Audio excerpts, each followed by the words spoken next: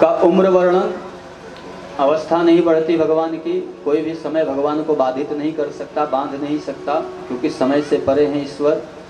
इसी का लाभ उठा करके एक राजा था पौंड्रक, काशी नरेश ने पौंड्रक को समझा दिया कि अरे महाराज, आप तो राजा हो, आपका चेहरा तो एकदम वासुदेव कृष्ण की तरह लगता है, तो क्यों नहीं तुम कृष्ण बन जाते। सो इसने नकली चक्र बनाया, नकली गरुड़ बनाया, सब रिमोट कंट्रोल पे, बटन दबाया सो चक्र उड़ने लगा और बटन दबाया तो गरुड़ उड़ने लगा, सब नकली रूप धारण करके। और काशी नरेश के समझाने पर, काशी नरेश जो है, क्योंकि काशी में विद्वान तो होते, विद्या की नगरी है, लेकिन ठग भी उतने होते हैं, है ना। तो परिणाम ये हुआ कि समझा दिया काशी नरेश ने कि एक पत्र लिखो और भेजो वासुदेव कृष्ण को, और पूरे संसार में ढिढोरा पिटवा दो कि वासुदेव कृष्ण का जन्म हो गया है, वो नकली वासुदेव है, तुम असली हो। और दूसरी बात, जब वो आएगा वासुदेव कृष्ण तो उसका संहार कर देना, जीत गए तो तुम वासुदेव कृष्ण, पूरे संसार में हो जाएगा हल्ला। समझ गया। पत्र लिखा, भगवान वासुदेव कृष्ण को जब पत्र मिला, आए हैं, पौंड्रक का भगवान ने उद्धार किया। अच्छा देखिए, भगवान ने पौंड्रक का उद्धार किया क्यों? क्योंकि मानस में तुलसी बाबा कहते हैं कि भाव को भाय अनख आलसहु, नाम जपत मंगल दिशि दशा। चाहे जिस प्रकार से ईश्वर का आप नाम लो, ईश्वर तो कारण ढूंढते रहते हैं कि जिस प्रकार से अवसर मिल जाए और जीवों को मैं मुक्त कर दूं, कल्याण कर दूं। यदि कारण नहीं ढूंढते तो पूतना को मुक्ति नहीं देते भगवान, क्योंकि पूतना के अंदर सभी अवगुण थे। वो भगवान को मारने आई थी, भजन करती थी क्या कि मुक्ति दे रही है, नहीं, मारने आई थी, वो भी विष लेकर के। लेकिन भगवान उसको माता यशोदा की गति जो बाद में मिलेगी वो पहले ही दे दिया। तो भगवान तो कारण ढूंढते हैं। बोलिए बाल कृष्ण भगवान की जय। इस प्रकार पौंड्रक का भी उद्धार किए कि कुछ भी हो मेरे स्वरूप को दोगे। वचन दिया, हाँ ठीक है देंगे। भगवान ने कहा कि फिर हमसे दो दो हाथ कर लो, युद्ध कर लो। जरासंध ने कहा कि तुम लोग बहुत चतुर हो, वचन ले लिया और युद्ध। अरे मैं ब्राह्मणों से युद्ध करूं, मेरे समान कोई बलशाली हो तो युद्ध करे, हम ब्राह्मण से युद्ध नहीं कर सकते। भगवान ने कहा वचन ले। भगवान की हंसी पहचान गया, जान गया कि ये द्वारिकाधीश है। तब सोचने लगा क्या करूं, तो कहा कि यदि इससे लड़ा तो 17 बार तो इसने हराया है, 18वीं बार भागा अलग बात है, लेकिन कहीं फिर से पटक दिया जो, तो सारा जीत का किया धरा पानी फिर जाएगा। तो भगवान जरासंध ने कहा कि मैं तुमसे नहीं लड़ सकता, तुम तो रणछोड़ हो, डरपोक से नहीं लड़ता। अर्जुन की तरफ देखा तो अर्जुन को कहा कि ये तो दुबले पतले, इनसे क्या लड़ूं। भीम भैया थे साथ में, उनको देखकर समझ में आ गया कि इनसे तो थोड़ा युद्ध होना चाहिए। तो आज तो भीम भैया की तरफ इशारा किया जरासंध ने कि ये कुछ हमारे तरह लगता है, इससे युद्ध करूंगा। भीम भैया को अभिमान हो गया, वाह भगवान भी फेल हो गए, अर्जुन तो फेल था ही, मैं पास हुआ, मेरे पराक्रम की चर्चा सर्वत्र है। भगवान मुस्कुरा रहे हैं, ठीक है भीम कर लो भैया। अब भीम मुस्कुरा रहे हैं कि अभिमान आ गया भीम को कि हम तो पास हो गए। देखो भगवान को भी मना कर दिया लड़ने से, काबिल नहीं हो, मैं सबसे काबिल, युद्ध करूंगा। युद्ध करने लगे, कई दिनों तक बाह युद्ध चला, उठा उठा कर पटकते रहे भीम। जरासंध का कुछ नहीं होता, थक गए। आधी रात्रि में आकर के आधे प्रहर में और केशव के पास बैठकर कहे, गोविंद अब दो ही रास्ते बचे हैं, या तो कोई मार्ग बचाओ इसको पटकने का, मेरी नस ढीली कर दिया ये, और नहीं तो मैं भाग जाऊंगा। या तो तुम लोग भगो, नहीं तो मैं भागूंगा। कन्हैया हंसने लगे, क्या हुआ? अरे अभी तो सोच रहे थे कि सब फेल हो गए, तुम पास हो गए हो। युद्ध करो। दोबारा युद्ध छिड़ा, एक तिनका उठा करके भगवान ने ऐसे तोड़कर इशारा कर दिया। जरासंध को आशीर्वाद था कि उसको बीच से भी कोई फाड़ दे और सही दिशा में उसका शरीर रहा तो पुनः जुड़ जाता था, जीवित हो जाता था। उल्टा दिशा में फेंक देने पर उसका उद्धार हो गया भीम द्वारा। जितने भी धन थे लेकर के आए यज्ञ में भगवान। देखिए हम यही भूल करते हैं, जब व्यक्ति जीव के पास धन की अधिकता होने लगती है तो व्यक्ति यही भूल करता है। उसको यह अभिमान हो जाता, धन में इतना लिप्त हो जाता, परिवार समाज में इतना लिप्त हो जाता है कि वह यह बात भूल जाता है कि मुझे इससे बाहर भी जाना है, इससे बाहर भी एक हमारा अपना घर है ईश्वर का। और वो अभिमान में आकर के कभी किसी को सजा सुनाने लगता है, कभी किसी के ऊपर अत्याचार करने लगता है, बहुत सारे अन्याय कर बैठता है। जगत में कोई न परमानेंट, चाहे कोई कितना भी मालपुआ खा ले, घी खा ले, कुछ भी कर ले, लेकिन इस संसार में कोई परमानेंट नहीं है, ये ध्यान रखिए। यही भूल हम प्रत्येक लोग करते हैं। क्या?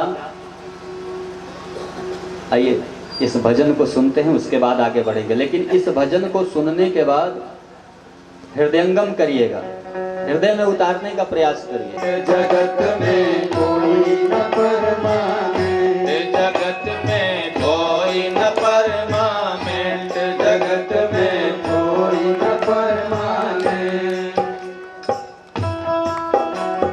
राधे राधे, श्री राधे।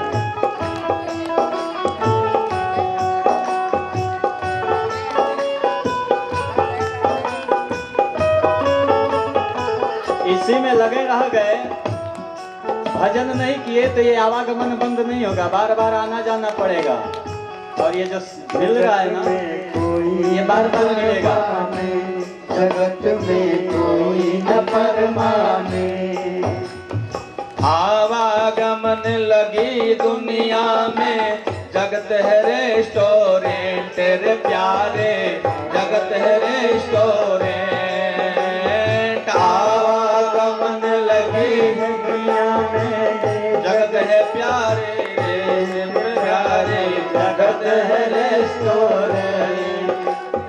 आवागमन लगी दुनिया में, जगत है रेस्टोरेंट रे प्यारे, जगत है रेस्टोरेंट। आवागमन लगे दुनिया में, रेस्टोरेंट रे प्यारे, जगत है रेस्टोरेंट। अंत समय में उड़ जाएगा, अंत समय में उड़ जाएगा, अंत समय में उड़ जा।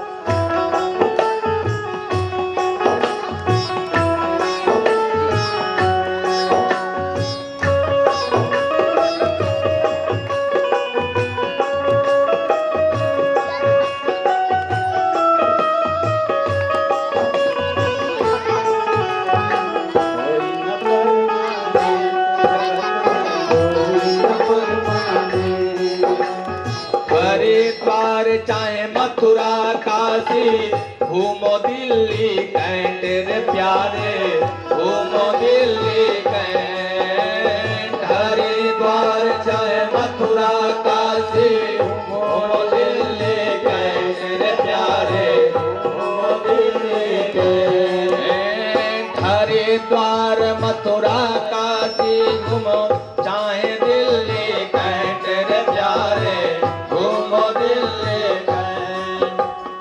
मन में नाम हरि राधा हो, मन में नाम हरि राधा हो, मन में नाम हरि राधा को, मन में नाम हरि राधा को। धोती पहनो पैंट, जगत में कोई न परमानेंट।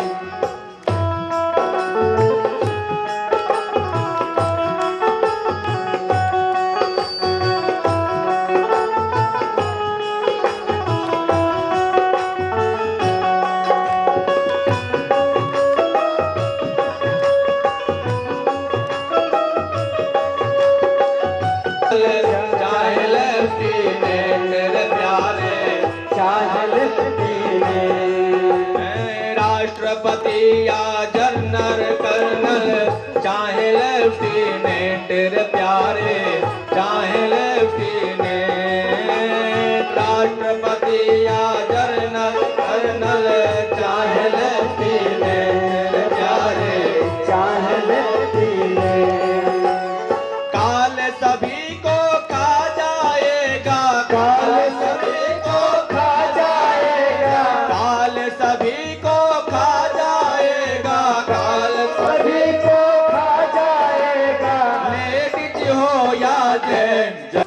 कोई न परमाने। साधु संत की संगत कर लो, ये है सच्ची गवर्नमेंट मेरे प्यारे, ये है सच्ची गवर्नमेंट। साधु संत की संगत कर लो, ये है सच्ची गवर्नमेंट प्यारे, ये है सच्ची गवर्नमेंट। साधु संत की संगत कर लो, ये साधु संत की संगत कर लो, ये है सच कर दे मेरे प्यारे, ये है सच कर दे। लाल सिंह का इस दफ्तर से, लाल सिंह का इस दफ्तर से, लाल सिंह का इस दफ्तर से, लाल सिंह का इस दफ्तर से मत होना अपसेंट। जगत में कोई न परमानेंट, जगत में कृपा है सब पर प्यारे, प्रभु की कृपा है सब पर प्यारे, जिसका यह परिणाम बरस रही दिव्य कथा रस ज्ञान, बरस रही दिव्य कथा रस ज्ञान, कथा रस ज्ञान। प्रथम दिन की कथा से आज के दिन की कथा को जब सुखदेव भगवान जोड़े हैं ना, तो देखिए ये कथा सुन करके मुग्ध हो रहे हैं। खूब अमृत वर्षा हो रही है, न इनको भूख लगी है, न प्यास लगी है, न आसन से उठने का विचार कर रहे हैं। और तो और यही मुक्ति है, शरीर का भान ही खत्म हो गया है कि अब मुझे मरना है, क्योंकि मरने का कार्य तो शरीर का है, मैं तो अमर हूँ प्रभु। ये सुखदेव भगवान द्वारा सुनाई गई कथा का प्रभाव है। ये कथा ही इतनी मधुर है। बड़े बड़े महात्मा, देखिए सामान्य जीव नहीं, सुखदेव बाबा पैदा होते ही घर छोड़ के चल दिए कि मुझे निराकार रहना है, साकार में आना नहीं। लेकिन जब इस कथा को व्यास जी के शिष्यों ने सुनाया तो भी मुग्ध होकर के आ गए। ये मोहिनी कथा है। साधक कहता है क्या, दिव्य कथा है अति मन भावन, तीनों लोक से है यह पावन। दिव्य कथा है अति मन भावन, तीनों लोक से है यह पावन। दिव्य कथा है अति मन भावन, तीनों लोक से है यह पावन। दिव्य कथा है अति मन भावन, तीनों लोक से है यह पावन। दिव्य कथा ही व्यास कथा किया, दिव्य कथा ही व्यास कथा की, दिव्य कथा ही व्यास कथा की, करती विधि निदान, बरस रही दिव्य कथा रस ज्ञान, बरस रही आए। इसी कथा को कर्ण ने गाई, महाप्रेत को मुक्ति दिलाई। उसी कथा को कर्ण गाए, महाप्रेत को मुक्ति दिलाई। इसी कथा को कर्ण ने गाई, महाप्रेत को मुक्ति दिलाई। इसी कथा के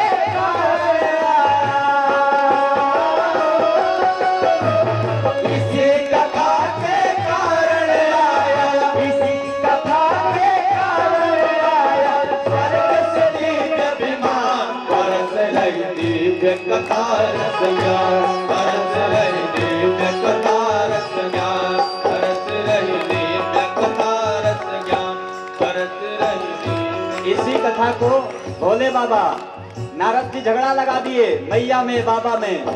मैया ने आग्रह किया, नेत्र सजल हुए भोले बाबा कैलाश लेकर के गए।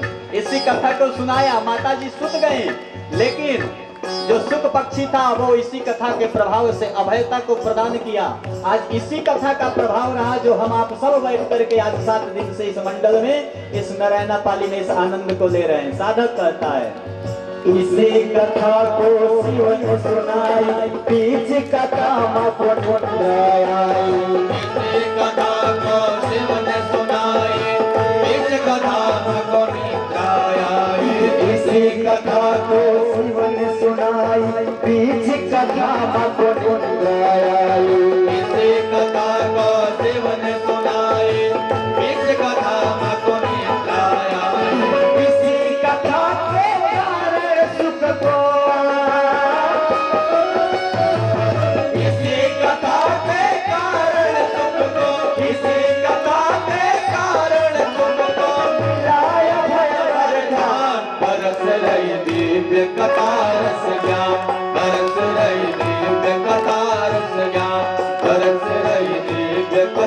रस ज्ञान।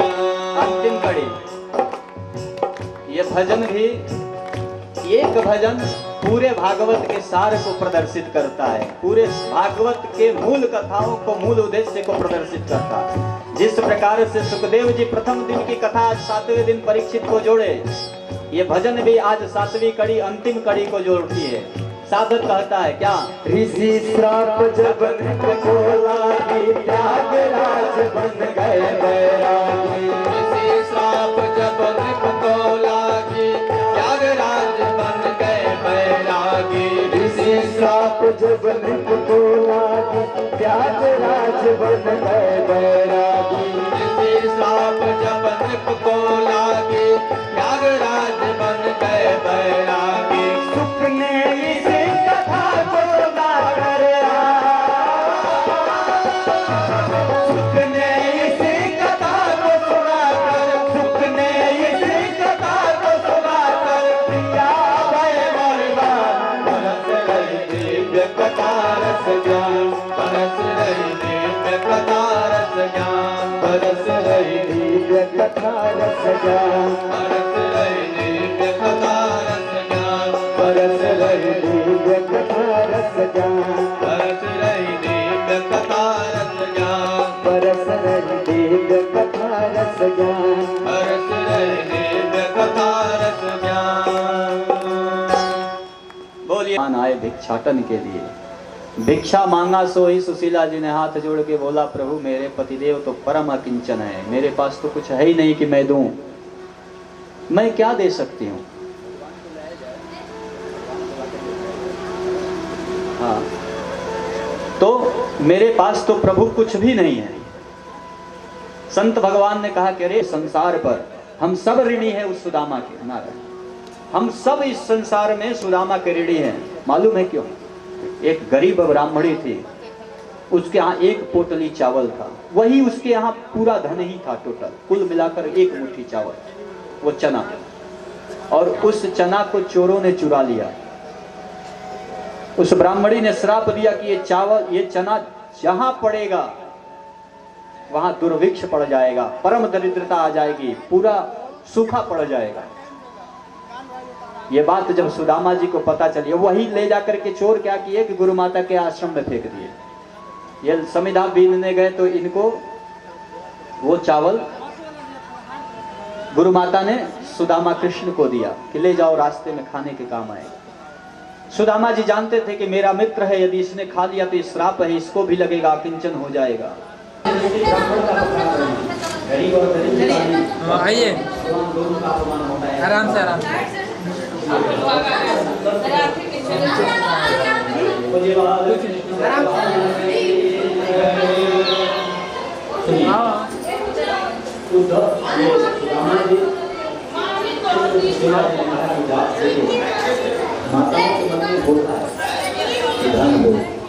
सुशीला जी के भी मन में है ये बात कि आप जाएंगे और द्वारिकाधीश से कहेंगे, अपनी स्थिति बताएंगे तो निश्चित ही हमारी भी गरीबी दूर हो जाएगी। सुदामा जी ने कहा कि देवी यदि आप इसलिए भेजोगी तो मैं जीवन में नहीं जा सकता। समझ गई, अपने पति के स्वभाव को जानती हैं, समझ गई। और क्या किया? चिवड़ा, पृथक तांडुलान लिखा हुआ है, चावल 5 मुट्ठी नहीं दिए थे, चिवड़ा दिया गया था। जौन चिवड़ा हमनी के यहाँ कुटाला, समझ में आया?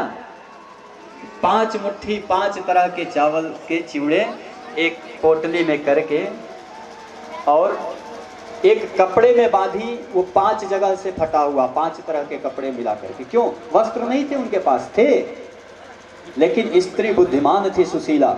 एक ध्यान रखिए, लो इतने दिन से चिल्ला रहा हूं तो अब सुन लो, नहीं फिर कल से कहोगे व्यास जी और ये मंडली बैठकर आपको सुनाए तो अब तो ठाकुर कृपा कब आयोजन होगा। अभी सुन लो, खूब प्रेम से सुन लो और एकदम सार सुन लो। मुझे इधर उधर की कथा नहीं कहने आता, मुझे जो वही कहता हूँ जो पुराण भगवान कह रहे हैं। एकदम इसमें से निचोड़ करके जो रस है वो मैं आपको देना चाहता हूँ। मैं चाहता हूँ कि ये शब्द एक ही दिन, एक ही मिनट आपके हृदय में नित्य भक्ति हो, लेकिन होनी चाहिए, ये प्रयास है मेरा। सुशीला जी उस 5 तरह के चिवड़े को एक साथ मिला करके एक पोटली में रखा। उस पोटली में 5 तरह के वस्त्र लगे हैं। क्यों? सुशीला जी जानती हैं कि मेरे गोविंद कह नहीं सकते, तब संदेश था उस पोटली में, सुदामा जी ले करके और प्रभु कीर्तन करते हुए उस परम लाभ को, परम दर्शन को करने के लिए द्वारिकेश से मिलने के लिए चल पड़े। जब आगे चले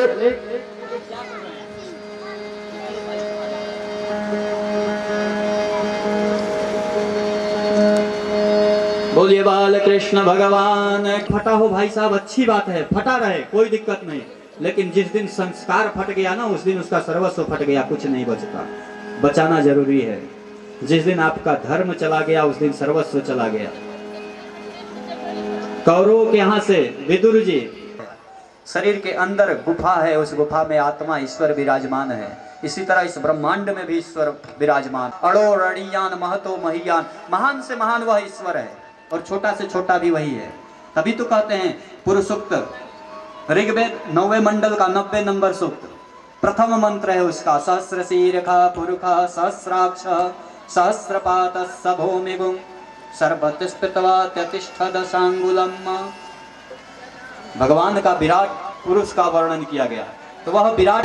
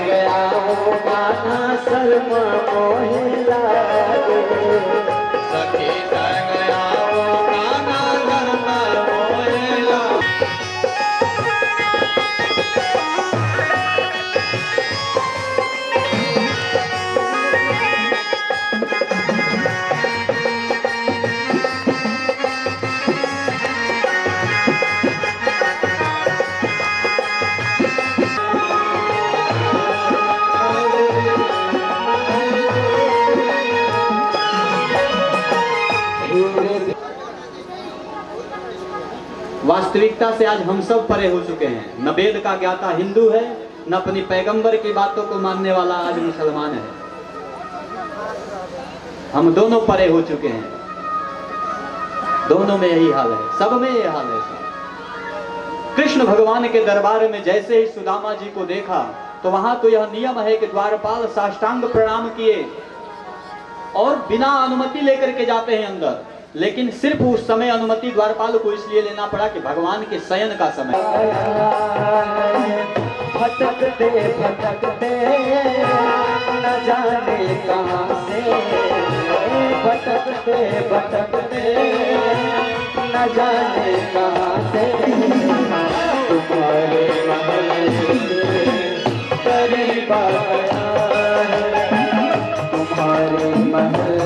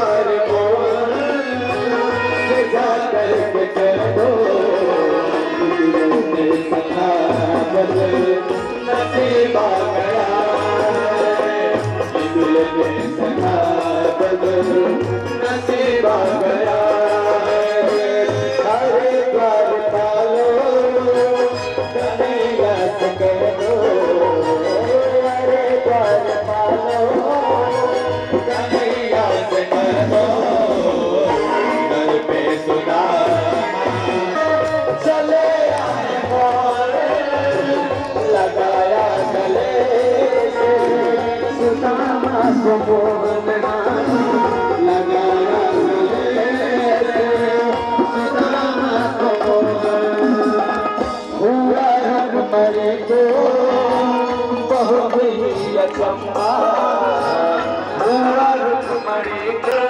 बहुत ही अचंभा